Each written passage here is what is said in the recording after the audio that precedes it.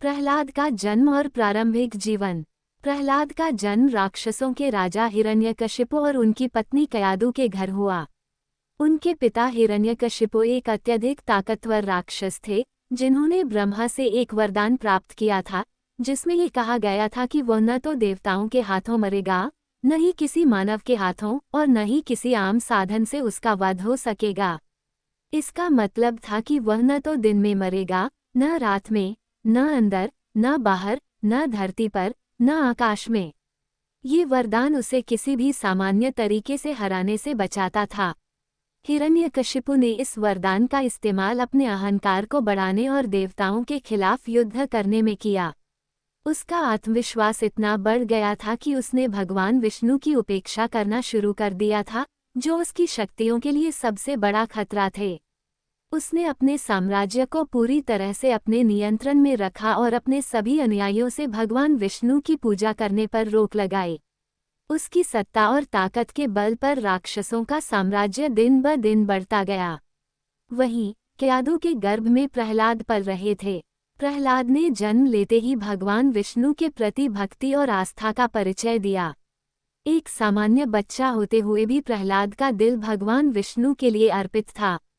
जैसे ही वह थोड़ा बड़ा हुआ, उसने भगवान विष्णु की महिमा गाने और उनकी पूजा करने की शुरुआत कर दी। उसकी भक्ति इतनी शुद्ध और स्थिर थी कि उसने अपने पिता के विरोध के बावजूद भगवान विष्णु के रास्ते पर चलने का फैसला किया। हिरण्यकशिपु के लिए ये स्थिति असहनीय थी, क्योंकि वह जानता था कि भगवान विष्णु का भूतकाल, वर्तमान और भविष्य में हर जगह होना उसके साम्राज्य और सत्ता के लिए खतरा है। वो ये नहीं समझ सका कि एक छोटा बच्चा भगवान विष्णु के प्रति इतनी आस्था कैसे रख सकता है, और इससे उसकी सत्ता के लिए खतरा उत्पन्न हो सकता है। प्रहलाद की भक्ति और पिता की नाराजगी। हिरण्यकशिपु ने प्रहलाद से कई बार कहा, तुम्हें भगवान विष्णु के बजाय मुझे अपना भगवान मानना चाहिए। मैं ही तुम्हारा सच्चा पालन करता हूँ, और अगर तुम मुझसे नफरत करोगे तो इसका परिणाम बहुत बुरा होगा। लेकिन प्रहलाद का जवाब हमेशा वही था, भगवान विष्णु ही सच्चे देवता हैं, और मैं उनका भक्त हूँ।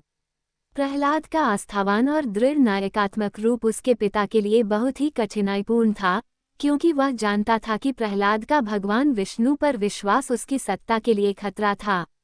हिरण्यकशिपु का मानना था कि भगवान विष्णु के अलावा किसी और देवता को पूजा करना उसकी शक्ति और साम्राज्य के लिए नुकसानदेह हो सकता है। उसका अहंकार इसे बर्दाश्त नहीं कर पा रहा था, और उसने प्रहलाद को हर तरह से मनाने की कोशिश की। लेकिन प्रहलाद ने कभी अपनी भक्ति से एक इंच भी पीछे नहीं हटाया। उसकी भक्ति पूरी तरह से निर्बाध थी और वह भगवान विष्णु के सिवा किसी अन्य को नहीं जानता था। हिरण्यकशिपु ने अपने बेटे को हर तरह से सजा देने का प्रयास किया। उसने प्रहलाद को यातनाएं दी, लेकिन भगवान विष्णु की शक्ति ने प्रहलाद को हर बार बचा लिया। वह जानता था कि भगवान विष्णु हर जगह हैं, और यह विश्वास उसके लिए एक स्थिर शांति और सुरक्षा का कारण था। हिरण्यकशिपु का गुस्सा बढ़ता गया, लेकिन प्रहलाद ने कभी अपने विश्वास में कमी नहीं आने दी। प्रहलाद को सजा देने के प्रयास। हिरण्यकशिपु ने सबसे पहले प्रहलाद को विष देने का आदेश दिया। उसने अपने राक्षसों से कहा कि वे प्रहलाद को विष दे दे, ताकि वह मर जाए। लेकिन भगवान विष्णु की कृपा से प्रहलाद को विष के असर से कोई नुकसान नहीं हुआ। इसके बाद हिरण्यकशिपु ने सोचा कि अगर वह प्रहलाद को पहाड़ से गिरा दे तो वह मर जाएगा। उसने प्रहलाद को ऊंचे पहाड़ से फेंक दिया, लेकिन भगवान विष्णु ने उसे बचाया और प्रहलाद बिना किसी चोट के सुरक्षित रूप से बाहर आ गए। इसके बाद हिरण्यकशिपु ने आग में जलाने की योजना बनाई। उसने प्रहलाद को जलती हुई आग में डाल दिया, लेकिन प्रहलाद फिर भी बिना किसी नुकसान के बाहर आ गए। इस समय प्रहलाद ने भगवान विष्णु की महिमा का गान किया और कहा, हे भगवान विष्णु, मैं हमेशा आपके साथ हूँ और आप मुझे कभी अकेला नहीं छोड़ते। हिरण्यकशिपु के सारे प्रयास विफल हो गए, लेकिन प्रहलाद का विश्वास और भक्ति और भी मजबूत हो गया। वो ये जानता था कि भगवान विष्णु उसका साथ देंगे और किसी भी स्थिति में उसकी रक्षा करेंगे। यही विश्वास उसे हर कठिनाई से बाहर निकाल लाता था। हिरण्यकशिपु का भगवान विष्णु से संघर्ष। हिरण्यकशिपु के सारे प्रयासों के बाद उसने सोचा कि अगर वह सीधे भगवान विष्णु से संघर्ष करेगा तो शायद वह प्रहलाद को हरा सके। उसने प्रहलाद से पूछा, क्या तुम्हारा भगवान विष्णु इस खंभे में है? प्रहलाद ने उत्तर दिया, भगवान विष्णु हर जगह हैं, वह इस खंभे में भी हैं। ये सुनकर हिरण्यकशिपु और भी क्रोधित हो गया और उसने उस खंभे को पूरी ताकत से मारा। तभी उस खंभे से भगवान विष्णु ने तारांकन नरसिंह रूप तारांकन में अवतार लिया। नरसिंह रूप में भगवान विष्णु का रूप आधा मानव और आधा सिंह था, जो किसी भी राक्षस के लिए एक अपरिहार्य शिकार था। भगवान विष्णु ने हिरण्यकशिपु को अपनी गोदी में उठाया और अपनी नाखूनों से उसका वध किया। ये रूप विशेष था, क्योंकि यह न तो एक मानव था और न ही राक्षस था। इससे ये सिद्ध हुआ कि भगवान विष्णु अपने भक्तों की रक्षा करने के लिए किसी भी रूप में आ सकते हैं और हर परिस्थिति में राक्षसों का वध कर सकते हैं। इस संघर्ष ने भगवान विष्णु की शक्ति और भक्तों के प्रति उनके प्यार को प्रदर्शित किया। प्रहलाद की विजय और भगवान विष्णु की कृपा।